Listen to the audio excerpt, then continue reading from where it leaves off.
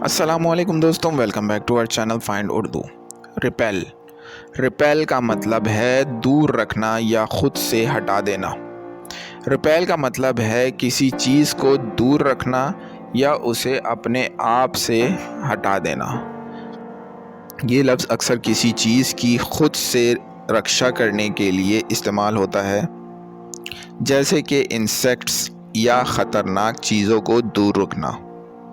जब आप किसी चीज़ से खौफ महसूस करते हैं तो आप उसे रिपेल करने की कोशिश करते हैं। ये लफ्ज़ इमोशनल कॉन्टेक्स्ट में भी इस्तेमाल होता है, जहाँ कोई शख्स किसी दूसरे शख्स की नेगेटिव फीलिंग्स को रिपेल कर रहा होता है।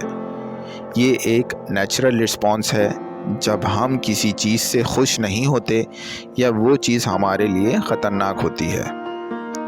फॉर एग्ज़ाम्पल, मच्छर को दूर रखने के लिए रिपेलेंट स्प्रे इस्तेमाल करते हैं। The new paint is design to repel insects. नया पेंट मच्छरों को दूर रखने के लिए डिज़ाइन किया गया है। तो दोस्तों, रिपेल का मतलब है दूर रखना या खुद से हटा देना, जो अक्सर ख़तरनाक चीज़ों से रक्षा करने के लिए यूज़ होता है।